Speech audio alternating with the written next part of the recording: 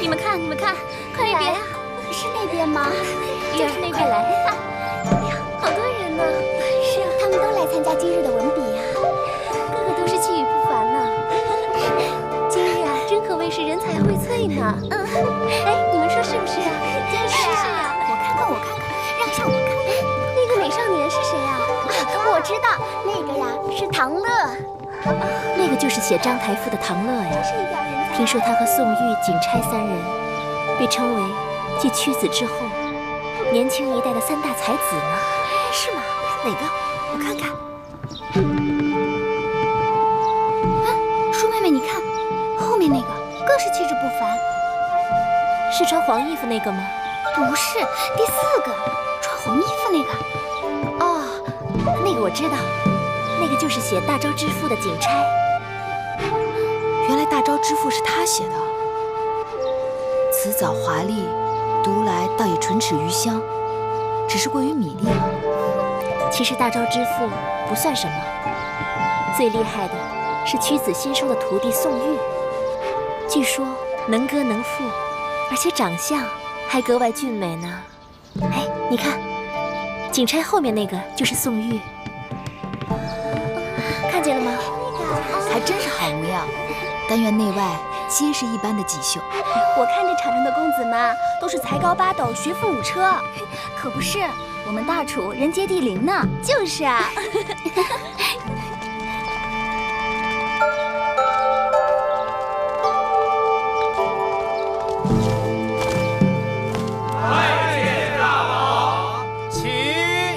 这些士子们倒也一个个都玉树临风的。爱妃春心动淫。大王，你拿臣妾打趣。知好色而慕少爱，男女皆是无分彼此。更何况是食色性也，爱妃无需害羞。大王真坏。男后是后宫楷模，理应非礼勿视，非礼勿言。母后教训的是，但臣妾是为宫中的那些公主们做打算呢。此话怎讲？宫中的公主们大多已行家姬之礼，故见君子云胡不喜。只是不知道这里面哪一位才是舒妹妹的君子啊？舒儿的君子怎会在这群人里？舒儿是嫡公主，将来必要嫁给一个国君的。听说这次5国使臣都要到郢都来，就是要跟我们楚国联姻的。大王，今日比文第1场，公子歇对公子乐，题目：不学诗，无以言。刚刚出场的那个世子是谁呀？可是东向而立之人。正是。那是当今才俊黄歇，太子的伴读，众世子中的佼佼者。孔子作诗300，分风雅颂3部，其中国风160篇，是学习各国语言和风俗的起步。行走列国，若是语言不通，以国风诗篇交流已成常例。所以说，不学诗，无以言，便是如此。公子乐所言甚是，只是黄歇有一事不明。既然国风是诗中重中之重，为何列国习诗都先习颂？黄公子越上一车，唐乐也不错呀。对呀。习诗之所以先习颂，颂乃宗庙之礼。习颂之时，习礼仪，通音乐，做人以礼行天下。然后再是学雅，通晓周天子历代之功业，而知王朝兴废。更要紧的是，雅言是周成所用的语言，也是列国通用的官方语言。此后再学列国之风俗和语言，这便是习国风了。这样便可以点及面，一通百通。今日要论清新俊逸，品貌非凡，非他莫属。我觉得月儿适才还说殷姐姐耳聋眼花，此话可见有误啊。舒妹妹，好啦，我只听说黄歇文笔风流，潇洒倜傥，而且不光屈子推崇他，就连宫中的大臣们都很看重他的文采。屈子不在，这赛场上抢风头的尽是他的弟子。他在与不在有何区别？屈子游历五国，正在到处游说诸侯们搞合纵的。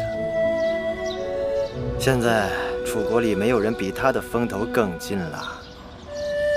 依黄公子之言，这封雅宋的次第应该为宋在前，雅为后，封更次之。错，封以敢发人之良心也。人心正而后有正论，封在前，雅在后。朋友正而后君臣正，故大雅次小雅；君德正而后成功，故宋次大雅。所以诗300篇中，雅宋皆起于封而次于封。哎呀，黄公子真是有学问啊！是啊，果然，百闻不如一见。今日彼闻，高手如云。月儿，依你之见，今日花落谁家啊？我不知道。黄公子人中翘楚，因而看，今日赢者，非他莫属。你那么稀罕他，我怎么就没觉出他的好呢？黄公子言之有理，但在下仍有一事不明：这从古至今，学子们为诗言志还是诗言情而争论不休，不知黄公子有何高见？在心为志，发言为诗。情动于中而行于言，言不足故嗟叹之。情即为志，志即为情，情志不可分家。受教。太厉害了，真厉害！黄公子果然学识渊博。就是啊。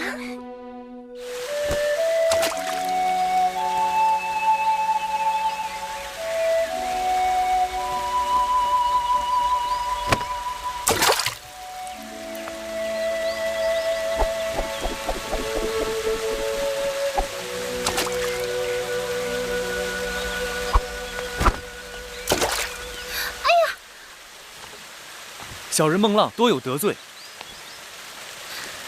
不知公子正在洗脸软鞭，迷因打扰了。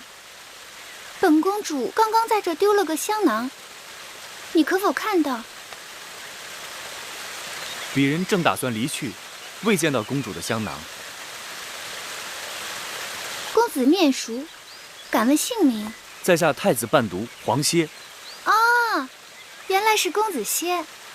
前日判公文笔，你一举夺魁，据说那些什么宋玉、景差、唐乐，都输得心服口服呢。总算不负屈夫子教诲。只是不负屈夫子吗？还有大王的主望。除了大王呢？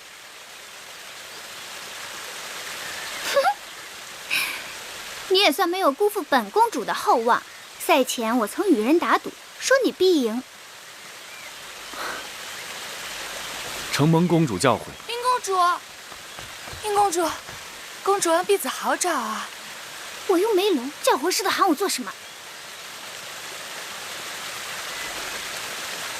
本公主的香囊丢了，你快去别处寻寻。是这个吗？公主，您不是一直让婢子帮您拿着吗？黄歇先告辞了。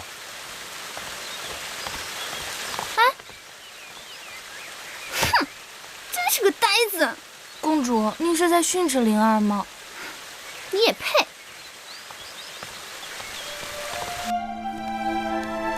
姑姑，回姑，姑姑，月儿，姑姑，月儿，我想死魁姑了。月儿好像变白了，但是瘦了。姑姑可好？好，姑姑再好也比不上你们了。快坐。眼看着你们一天天长大，连蓉儿、小冉都变成翩翩公子，仪表堂堂了。蓉儿呢？出去了，跟几个公子去郊外骑马了。小冉呢？在郑伯那里可安分？听说读书不大用心，但极喜爱舞刀弄枪的。男孩嘛，喜欢刀剑也是情理之中，让魁姑操心了。啊，这是我偷空做的一些针线，拿去给郑伯，到集市里多少能换些银两，补贴家用。魁姑，你看看。你在威后那儿受尽苛责刁难，还要想办法接济2个弟弟。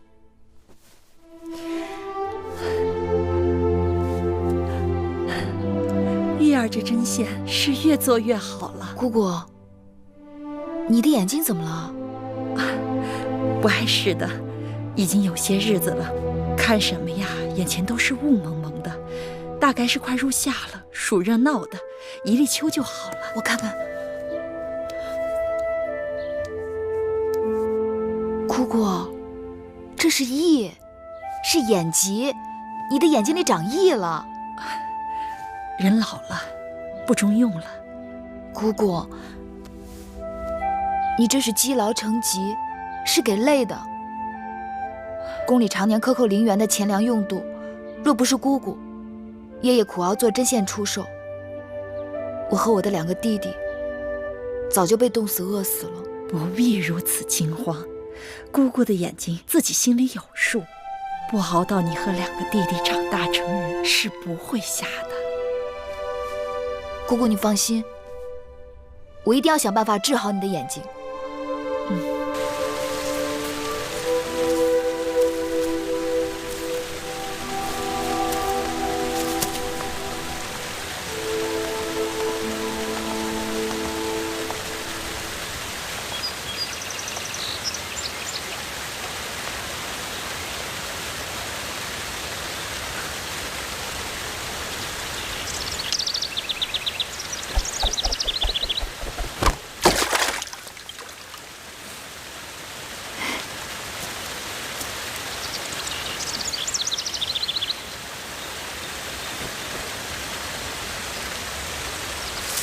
几日不见，公子用鞭抛石的技艺又有所精进。精进什么呀？跟师傅比，只有惭愧。急什么？总有一日徒儿会超过师傅。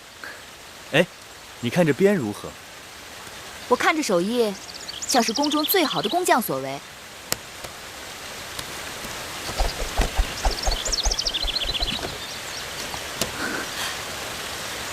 男儿所用的大鞭都较为粗壮。这条鞭子看起来似乎略略轻巧了些。轻巧了吗？那正好送给月儿用。月儿挥鞭如流星闪过，此鞭就叫流星鞭吧。男子持鞭也有大小长短之分，大的强悍，小的轻便。公子这支鞭做随身之物也很好啊。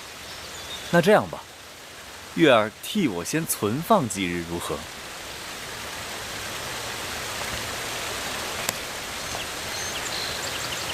适才我见你在地上寻寻觅觅，不知你在寻觅些什么？魁姑患了眼疾，女医治曾告诉我，野菊、金银花护肝明目。我已然采集煎汤给魁姑饮用，可昨日又得一秘方，说黄连清热解毒、泻火燥湿，若能将新鲜黄连的根茎碾碎，敷于眼疾处，效果极佳。可我寻遍宫内外，却找不到一株黄连。楚国虽产黄连，可是都长在高山峻岭之处。若要在这隐都寻到一株黄连，恐怕是难了。有一个地方，或许可以试试。哪儿？走。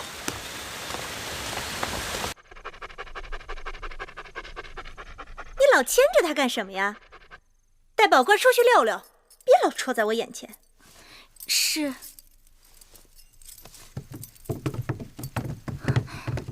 夫人，怎么样？打听到了吗？大王去哪儿了？大王在魏后那里用的晚膳，原本要来咱们兰柜台的，但魏后说赵姬怀孕，多日不适，硬是逼着大王去了赵姬处。昨日大王就去了赵姬处，今日又去，也不知道魏后收了赵姬那个小贱人多少好处孝敬，天天袒护他，处处与我作对。去，差人告诉大王说公子兰病了，我看他来不来。是。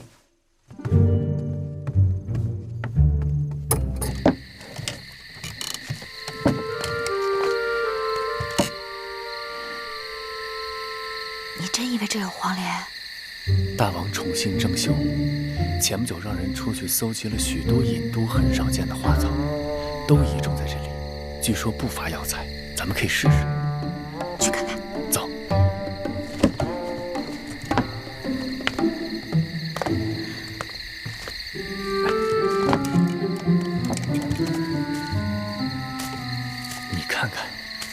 这园子里多少难得一见的兰花香草，可惜郑秀是个俗人，这些花栽在这儿真是白糟蹋了。夫人，魏后来了。怎么搞的？大王没来，他却来了。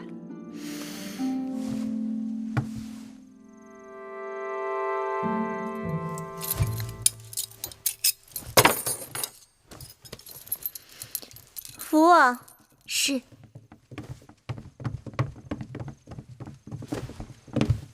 拜见魏后。拜见魏后。我听说公子兰病了，难道南后也病了？南后连日照顾公子，衣不解带，目不交睫，心力交瘁。身为后宫嫔妃，就算儿女有疾，也要衣着鲜洁整齐，不可任意放纵，不顾妇容。母后教训的是，前几日母后教训臣妾，让臣妾动不轻狂，笑不露齿，衣着简朴。臣妾就是按照母后的意思做的。我说的是这意思吗？大王到！拜见大王。母后。大王，子兰病了，臣妾只顾悉心照顾孩子，蓬头垢面，实在有损嫔妃的身份，请大王恕罪。爱妃快快请起。大王，看着爱妃如此辛苦，寡人很是心痛。是谁说爱妃有罪啊？何罪之有？母后正在教训臣妾，是臣妾的不对。后宫佳丽众多，大王这等疼法，只怕是疼不过来吧？母后教训的对。本来听说大王要在赵姬处留宿，让大王这样匆匆赶来，臣妾的罪过就更大了。子兰到底病得如何？刚才让太医看过，子兰体弱容易积食，需要时时小心照料。带寡人看看去。大王请跟我来。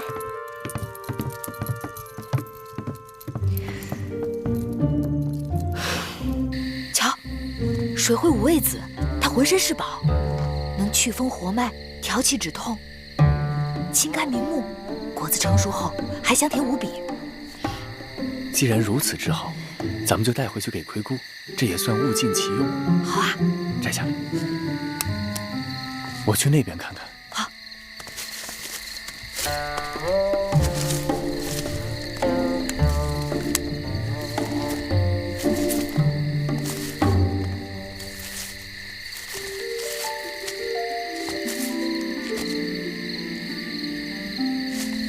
玉儿，快来！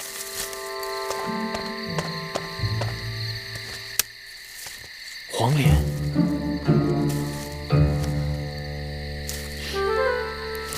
这叫梨，也叫野灰菜，可以做汤，可以烹菜。尽管它的叶子和黄连极为相像，但味道却是很鲜美的。玉儿知道的真多。也许今日咱们白来了。再找找。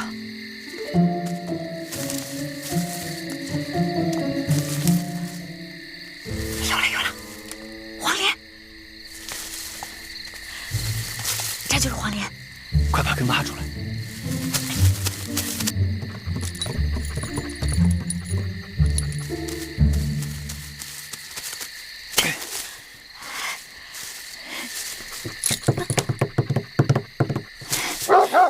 什么人？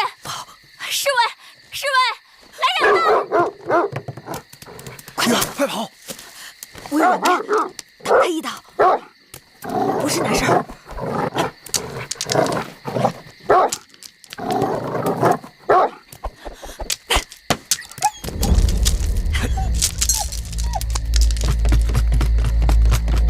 侍卫来了，被他们抓住可是大罪，快跑！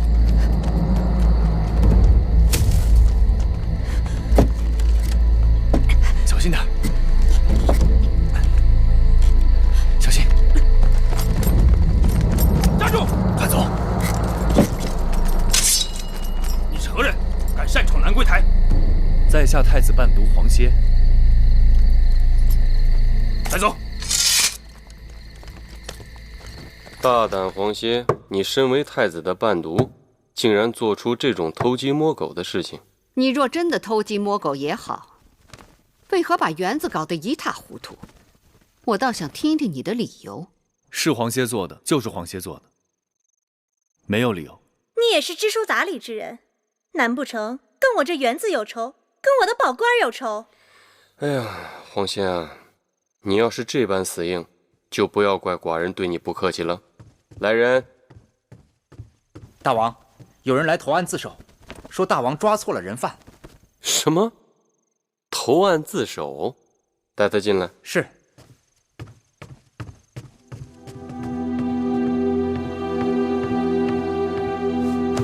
月儿，你来做什么？今晚发生的一切，都是芈月所为。望大王威后、南后，责罚芈月，不要错怪黄公子。不要听芈月胡说，此事是黄歇一人所为，与芈月无关。狗是我打的，花草是我踩烂的，你是一边看热闹的。侍卫抓住的是我，谁看见你做了？好了，我心里有数了。黄公子是出了名的谦谦君子，将这糟蹋花草、打狗之事由他一人承揽，说什么我都不信。芈月向来刁蛮无礼，这倒是像他的做派。这件事情既然已经有人招供，也算是有了眉目。至于怎么处置，芈月是罪魁祸首，从陵园回宫才多少时日，就将后宫搅得鸡犬不宁。大王要以一警百，严惩不贷，以免他带坏了后宫的公子公主们。至于那黄歇受人蛊惑，不懂礼法，也该给他点教训。母后所言极是。大王，敢问大王，这兰柜台是何人的寝宫啊？爱妃，你是说笑呢？这兰柜台自然是爱妃你的寝宫啊。那大王为什么不问问臣妾，该如何处置闯入自己寝宫的人呢？好，好，好，那我倒要问问，你想要如何处罚这闯入你寝宫的人呢？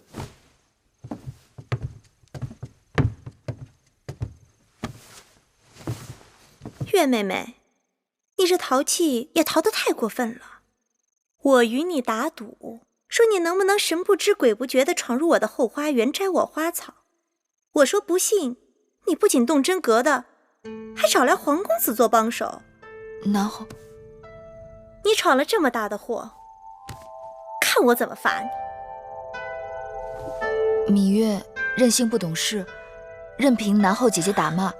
大王，你看看你这妹妹，娇嫩的跟朵花似的，我哪舍得打她骂她呀？你呀你俩怎么还不起来？真打算在我这跪一夜呀？此事不能就这么了结了，以后后宫还有没有规矩王法了？母后，这都是自家人，这规矩王法不都是大王一句话吗？大王，你得给臣妾做主，我要芈月和黄公子给我的宝官赔不是。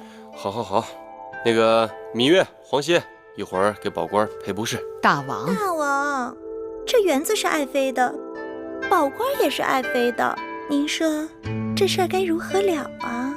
这个园子是爱妃的园子，宝官也是爱妃的宝官，这件事情自然是爱妃说怎么了，那就怎么了了。谢大王。不成体统。外面天黑路滑，请母后慢走。哎呀，你这个蜜罐子！你们俩还杵在这儿干什么？还不赶紧下去？谢大王。谢大王。谢谢大王。那我倒要看看，你要怎么谢我呢？等我。你怎么又回来了？你怎么没出去啊？站住！你俩与我说实话，这黑灯瞎火的到我的园子里究竟干什么来了？芈月有一至亲病了，需要一味草药，正巧这草药长在了南后的园子里。哼，又是草药！你芈月真当自己是扁鹊在世呢？南后宽宏大量，我才不宽宏大量呢！我只是做了自己想做的事情，幸亏我的宝官生得不重，否则你们……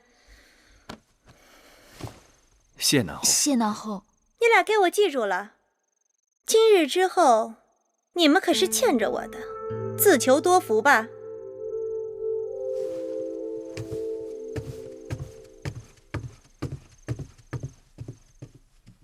母后还在为昨日的事情苦恼吗？区区小事就不要再生气了。今日我叫你来，是听说五国使臣不久要到郢都，商议与楚国联姻之事。几个公主都到了出嫁的年纪，尤其是舒儿，她是你的亲妹妹，我们更应该为她早做些筹划。母后放心，舒儿的婚事，寡人从不敢掉以轻心。舒儿是我大楚的嫡公主，在寡人看来，想觅得佳婿并不难。在这几国当中，韩国的韩侯已婚，齐国齐王年老而齐太子尚幼，都不合适。或许燕国的太子哙、魏国的太子赤，还有赵国的赵侯雍，可以斟酌取舍。燕国太远且暗弱，魏国在走下坡路，而且求婚的是太子，都不如直接嫁给诸侯王最为有利。说起来，赵侯雍是最好的备选。他15岁继位，如今20多岁，且赵国都城邯郸又是出了名的繁华绮丽。寡人也听闻，这个赵侯雍胸怀大志，才智惊人，在列国当中倾慕他的公主不在少数。当然，他们要想与舒儿比，那就是烛火之光与日月争辉了。再者说，列国之中，我楚国最强。试问有哪一国的国君太子不想娶我楚国的嫡公主为王后呢？还有几个刚行过佳姬之礼的公主，我也有所打算。愿闻其详。公主芈音乖巧伶俐，平日在宫中对我也是恭敬顺从，或许可以嫁给魏太子赤、燕太子哙。母后所言在理。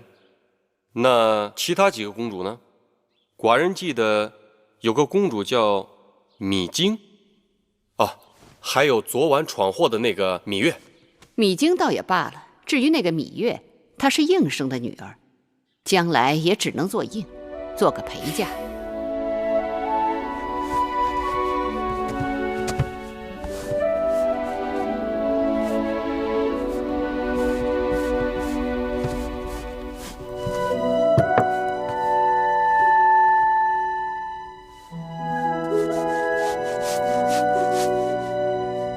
琴儿，去外面把月儿给我叫进来。是。月儿，快来。你看，为何你绣的香草呼之欲出，能引来蝴蝶？可是我绣的花儿垂头丧气，愁苦不堪，气死人了。天下哪有长在丝绢上的花朵？若想绣花，先与花作伴。舒姐姐该多在园子里走走，心里沾上了花草的灵气，绣在丝绢上又有何难处？可是母后最不喜欢我出去了，哪像你10条绳子都拘不住你。哎，昨日晚上我去你房中找你，你房中无人，偷偷溜到哪儿去了？自然不会告诉你。不告诉我算了。让你不告诉我，让你不告诉我，快告诉我，告诉我！快了你了！去哪儿了？去哪儿了？就是公主。舒公主，刚才我从魏后的屋前经过，听到魏后在和大王商议公主们的婚事。说了什么？说是列国的使者们马上要到郢都来，向公主们提亲。哦，还有呢？还说了有一个叫什么强秦，是秦国。哦，那就是秦国吧。据说秦军嬴驷的王后都过世1年了，一直未纳新宠，所以也有可能来求婚。有人与我提起过秦国，说那里的人粗蛮彪悍，一个个茹毛饮血，可怕极了。哦，还有西北的烈风，绝对不是我们楚国女子能忍受得了的。我听到的秦国可不是这样的。我听说秦人个个身形魁梧高大，英勇善战。那你嫁到秦国去好啦。那说不定将来我们俩一块嫁过去了。绿叶惜素枝，绿叶惜太素子枝。公子歇，门外有一公主要见你。月儿，月儿，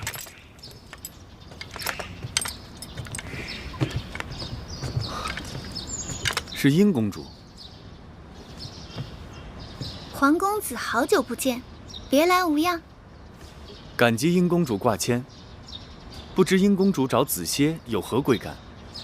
上次在后花园看到公子把玩软鞭，技艺娴熟，那软鞭更是模样稀罕，猜公子定是用鞭的行家里手。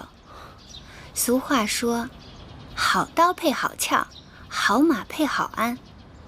我这里有块上好的玉髓，如嵌在鞭柄上，正配得上公子的鞭子。你看看这块玉髓，是否合公子的意？这块玉髓是我母亲当年出嫁时的陪嫁。楚国尽管富庶，宫中宝物无数，但像这样好成色的玉髓却是不多见的。多谢殷公主厚爱，只是此物过于贵重，子歇绝不敢领受。更何况是你母亲所赐，理应珍惜，怎可随意送人？这也是本公主的一片心意。无功不受禄。太子还有事传唤，子歇先告辞了，多有得罪。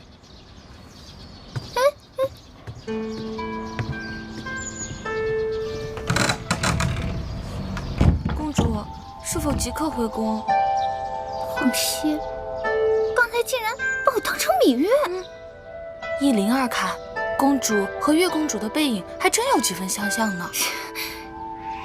你这种半吃半呆的婢子，要你在身边有何用？去，回去。公主，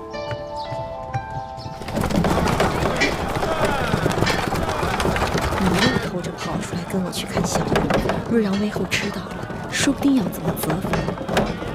好不容易才弄到出宫服，等到下次又不知道是何年何月了。不过就是给永香令白做2套衣服，什么何年何月？葵姑的眼疾，用药这些天可有好转了？大好了，好像突然看阳光都亮了许多，穿针引线，别提多顺手了。那就好。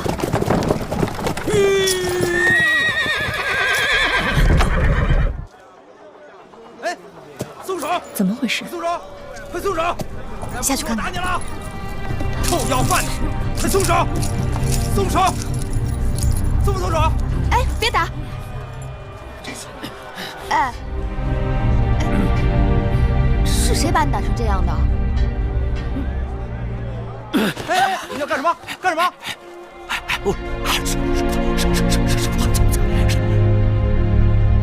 你舌头若不在，岂能说话？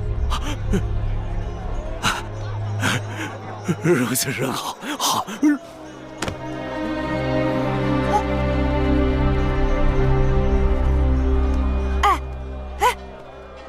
葵姑，他是死了吗？死倒不至于，不过看这个人的样子，真怕是伤得不轻。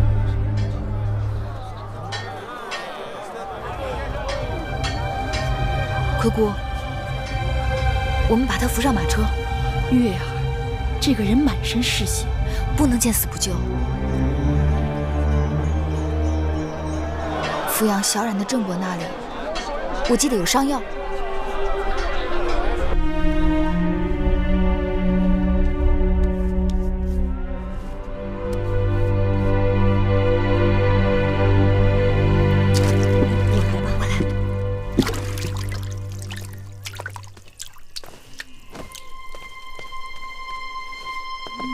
郑伯，我又带了些绣品来。啊，对，这是上次卖绣品得到的钱，你先拿着。用不了这么多，我拿走一些，去补贴云梦台的用度，剩下的留给你。你抚养小冉已经很不容易了，还要帮我卖绣品，这就见外了。你的针线是绝好的，每次拿到集市上，这个也抢，那个也要，不一会儿就卖光了。那这些东西仍要劳烦郑伯啊。只是有一事要牢记，千万不可说是宫中流出来的。那是当然。月公主大小也是个公主啊，宫中清苦，竟移之于私。多亏了你这用心思补贴。不必多说了，这几个孩子命苦，待我又孝顺贴心，我恨自己只有一双手，贴补不了那么多。姑姑，这个人醒了。月儿，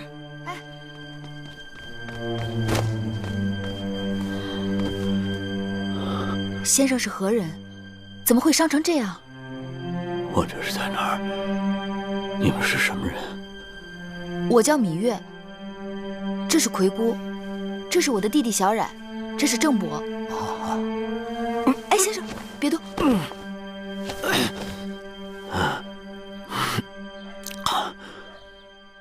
恕在下不能失礼了。不用不用，不用客气。先生，我们怎么称呼你啊？在下张仪。张仪。两位令尹朝阳门下的门客。朝阳丢了和氏璧，因我医伤寒酸，应赖我偷盗，百般拷打。谁料到张仪本是个绝世之才，我一块破石头差点丢了性命。和氏璧，就是那个自生泥光，冬如暖炉，夏如冰，能护身辟邪的至宝。你们觉得它是个宝物？在我眼里一文不值。窃钩者诛，窃国者侯。同为偷盗，却有大小之分与礼数之分。都知道朝阳心胸狭窄，为人多疑，触怒了他就如同找死。何况世人都是先敬罗衫后敬人。张子受了委屈，不如在这里暂时栖身养伤。是啊，我张仪身无分文。你看我们像有钱人吗？不过先生的衣裳实在过于褴褛，我和葵姑倒是可以为先生做件新衣。一件衣裳难死了张仪呀！我本打算凭着真本事来打天下，如今我清楚了，大争之时，人心险恶，能随机应变，能屈能弯，方有胜算。老天有眼啊，还给我留了一条3寸不烂之舌。凭他，今后我一定说出个天下，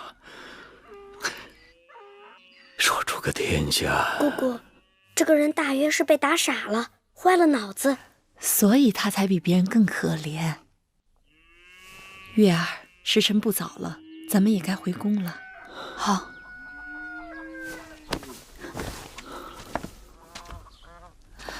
小冉，这2卷《左氏春秋》留给你看，你要争气，好好读书，知道吗？小冉知道了。郑伯，这位先生就拜托你了。啊，你就放心吧。先生，我和葵姑就先走了。楚国的道路似乎比我们秦国要宽阔些。楚人好乘车，我秦人好骑马。马车行驶的道路自是比驰马之路要宽阔。也是，我们一路行来，看到楚国的马车和我们秦国的马车确实不同，如此甚为不便。如果将来能够统一车轨，从我大秦修一条驰道，横贯魏国，直通楚国，岂不快哉？王兄此言大有深意，这是要一统天下呀。只是眼下，首先要对各国各个击破。他们楚国可以许给别人好处，我们也可以，不就是比谁给的甜头更大吗？可是寡人却是个只爱吃甜头，又不想给好处的人。那王兄如果娶了楚国的嫡公主，岂不是一举2得？只是臣弟担心，万一那嫡公主长相丑不堪，放她在后宫，从此与寡人两不相干。好了，楚离子，你我也许久未动了，如此刻放放马力，看你我所乘之马哪个更健俊。王兄若有此幸，臣弟哪敢不从命啊！去！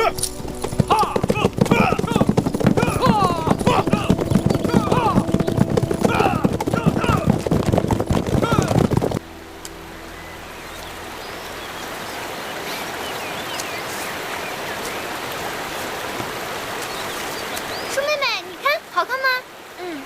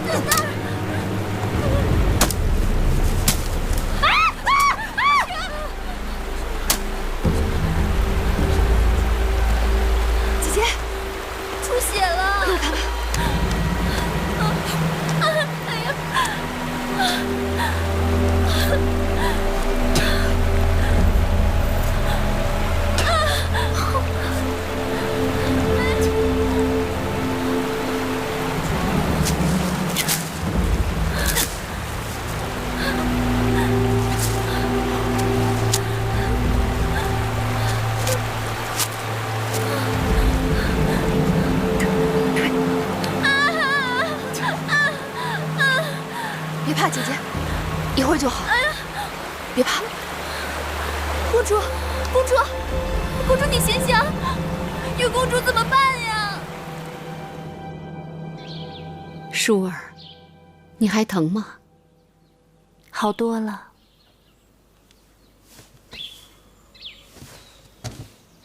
禀报微后，舒公主虽说受了伤，但并无大碍。要说舒公主也是有福之人，若不是月公主及时将毒血吸出，再用牛舌头草敷在伤口上解毒，恐怕真要费一番周折。好了，我知道了，你下去吧。是。母后，今日亏了月妹妹去取东西，路过后花园，舍命救了舒儿。是啊，奴婢平日看那软鞭也碍眼，谁知今日倒还派上用场了。算芈月对我舒儿有心，以后就让她守在我舒儿身边，也有个照应。珊瑚在，一会儿到我那儿拿几件衣服赏给芈月，看她穿的，哪像个公主，简直就是个野小子。是，母后，月妹妹穿成那样也是迫不得已。她每日擦地、拔草、扫院子，还能穿什么像样的衣服呀？我这么做也是为她好，想让她历练历练。既然擦了那么长时间地，那就不用擦了。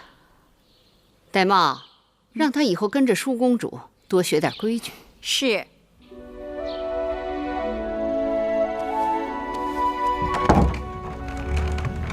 月儿，姐姐，来。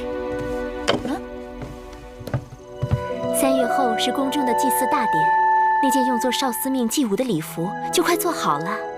我纠缠母后多日，她才允诺我可以去宫外的织坊看看那件礼服的模样。你与我一同前去，等过几日礼服做好了再看，岂不更好？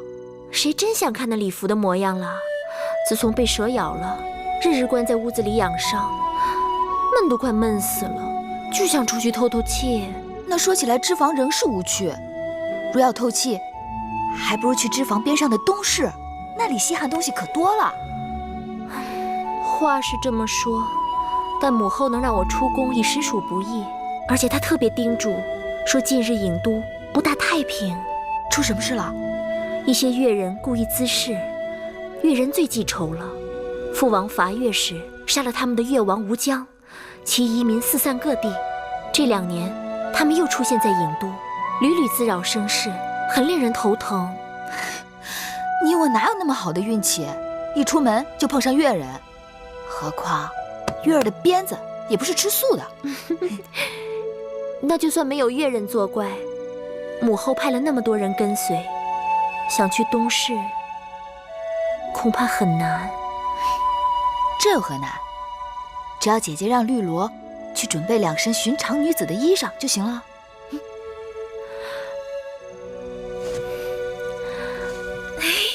让开！快点！哎呀，这是哪位公主啊？这阵势，该是狄公主吧？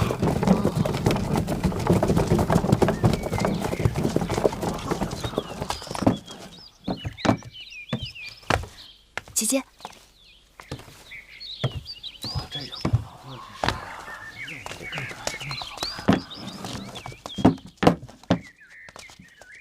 我们会在织坊耽搁1、2个时辰，你们就在门外等着吧。是。是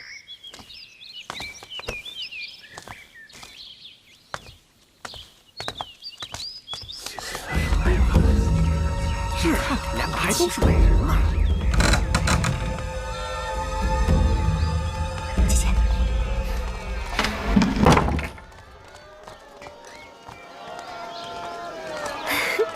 快走！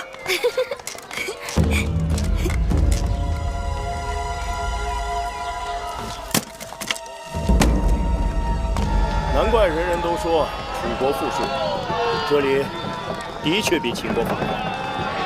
车水马龙，人流如织。这里人太多了，摩肩接踵。臣弟还是更喜欢咱们秦国的集市，遵规守纪，慢着点儿，井然有序，哪像这里混乱不堪。说的也是。哎，都来看一看了啊！不过呀，做生意还是人多了好。哎，说起生意一事，臣弟已为王兄打听到楚国狄公主的确切消息。说来听听。那狄公主名叫芈姝，据说贤淑端庄，是诸国狄公主当中难得的美人啊。看来寡人运气不错。不过这秦楚联姻，还需要相宜之人搭线才能成功。王兄说的是，数年前，我与上官大夫靳尚曾在魏国相遇，也算是旧日好友。此人野心勃勃，又诛求无厌，不妨先用他做庄买卖。大白兔，姑娘，看兔子吧，啊，看着是葫芦套，可知吧？啊，咱们前面再看。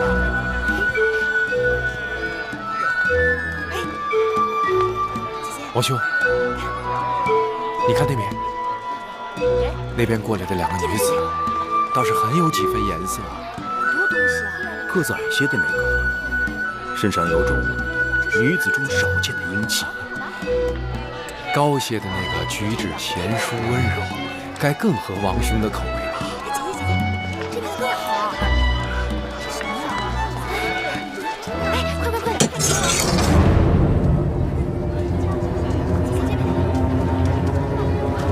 看书简，给我看看。姐姐，你看，这书简上抄录的，我觉得应该是。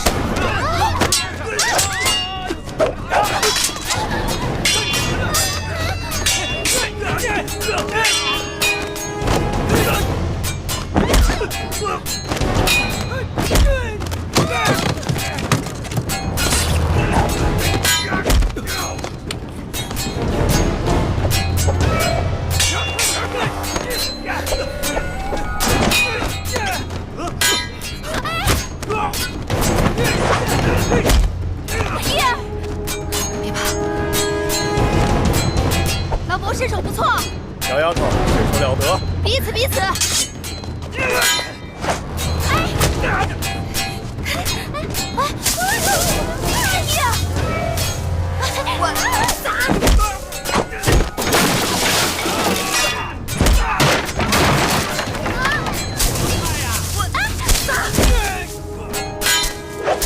快扔这个！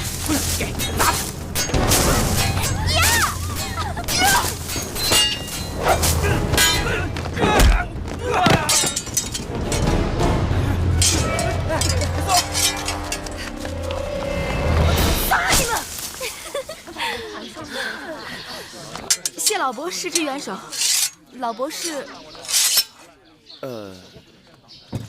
老伯是秦国的商人。秦国？秦国很远呢，来楚国干嘛？相亲。啊！这边，你捡起来。好汉急公好义，受小女子一拜。哎，贵人不必多礼。你们两人没有受惊吓吧？没有。哦，那就好。刚才那几个想要杀你们的人，短发纹身，像是越人。你们两个弱女子，怎么会招惹了他们？谁招惹他们了？是他们自己杀上门来的。越人虽然好斗，但从来不随意伤害别人。是我们的先王杀了他们的大王。那也没有道理呀，除非你们是楚国的王族。你受伤了，兄长。没事，区小伤，不算什么。都流血了。我等遭遇无妄之灾，连累先生受伤了，舒儿于心不忍。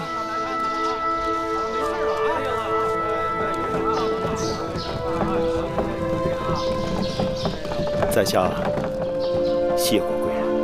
不必多礼。何人在此私动？姐姐坏了，咱们若不马上赶回脂房，只怕就要被宫里的人发现了。多谢老伯，告辞了。走。恭喜王兄。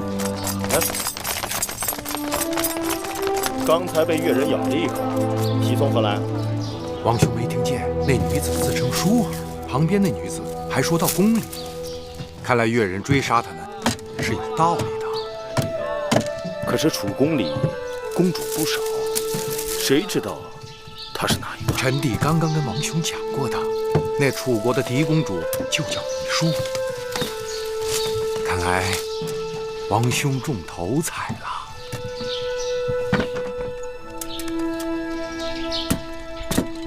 今日还好有惊无险，我还是第一次拿菜叶子砸人呢。公主当时若是有半点差池，绿萝可就活不成了。都说了有惊无险了，不必大惊小怪的。这事要是让魏后知道了，绿萝还是活不成。哎呦，放心，此事只有你我月儿知道，你就好好的活着吧。绿萝都快被吓死了，公主却满脸喜气，好像捡了宝贝。你可知何为福兮祸兮？好啦，去给我们烹茶吧。是。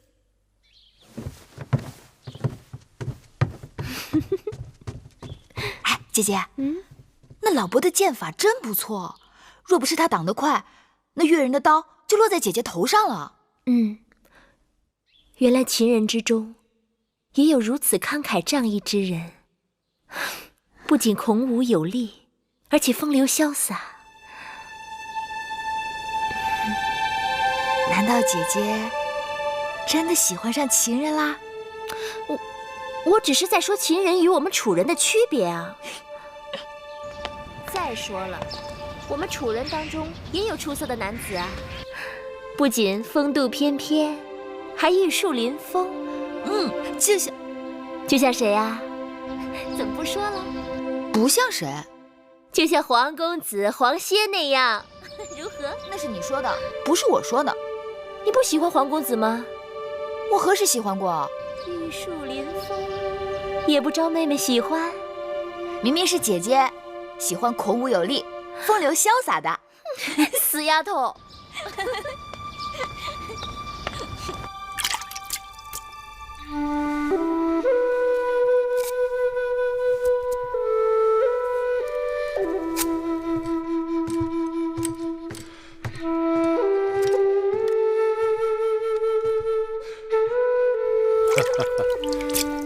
臣弟之前经常劝大王要打理须发，王兄都懒得理会。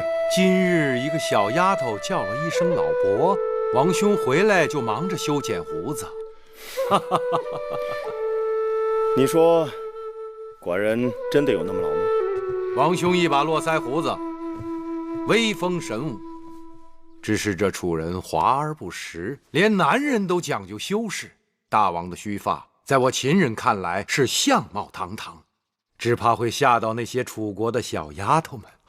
依寡人看，楚国的男子都缺乏血性，他们不以健壮为美，却以削瘦为美；不以弓马为荣，却以师父为荣；不以军功为尊，却以亲族为尊。将来秦楚开战，楚国必输无疑。禀报大王，何事？刚刚得到探子来报，眼下诸国均派使臣以联姻的名义前往楚国，他们企图在郢都会盟，共同对付我们大秦。真的吗？你们都下去吧。是。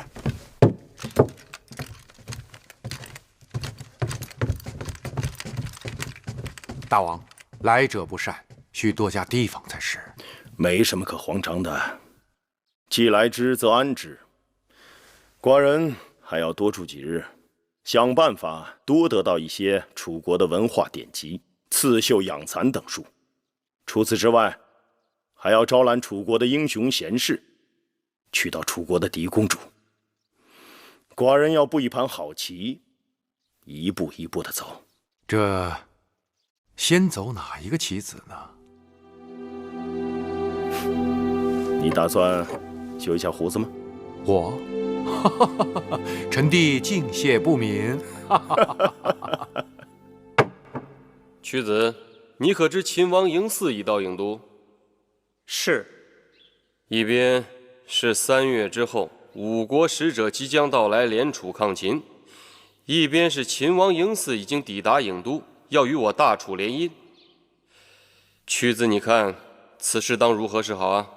大王，值此合纵抗秦之际，臣以为大王当即刻将其驱赶出境，向诸国显示大王抗秦的决心。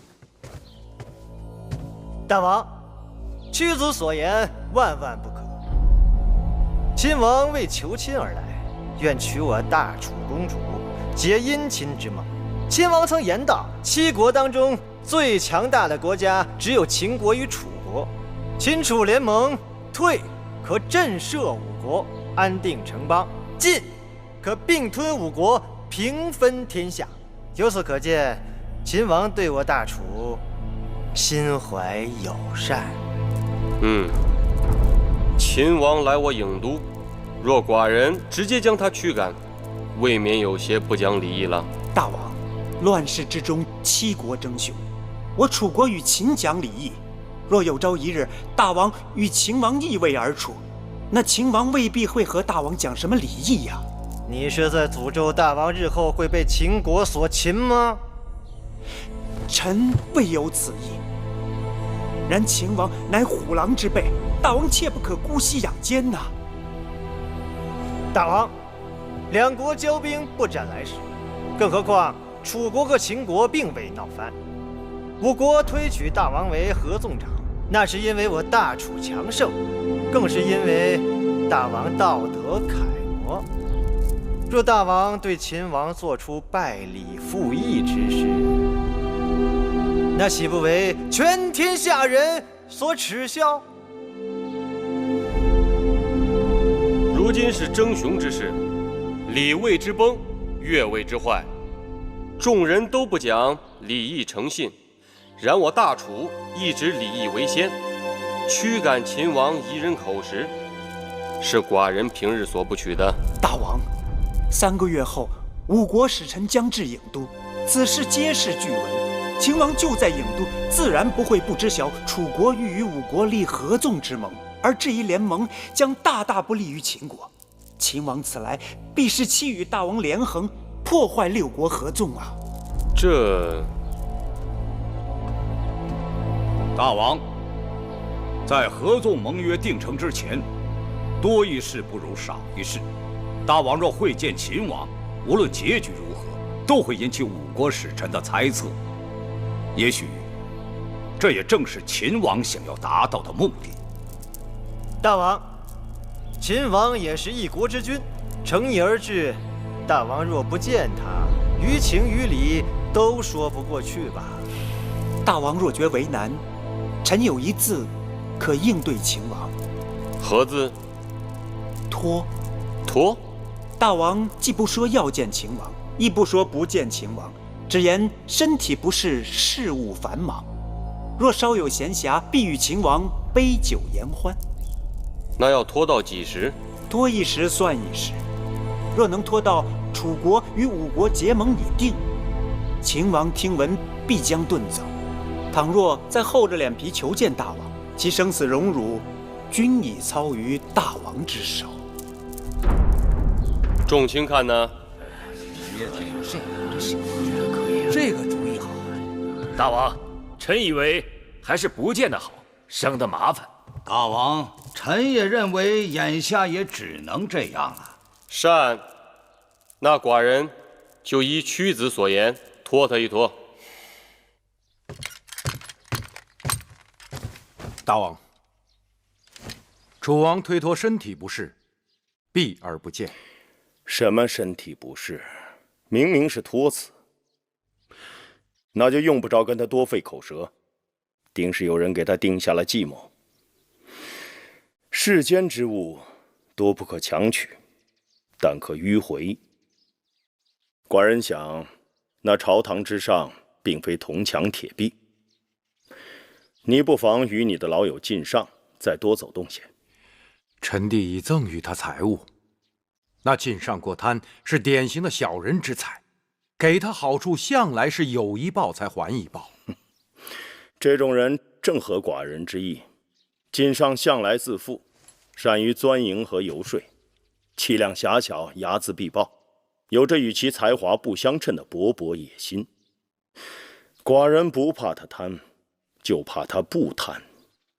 给他一颗大大的鱼饵，让他为寡人钓上楚国最大的鱼。此外，寡人要娶楚国的嫡公主。那俗话讲，强拧的瓜不甜，寡人求的是瓜熟蒂落。上次东市偶遇，可谓天作之合。你不妨去告诉靳尚，让他多留意那边的动静。是。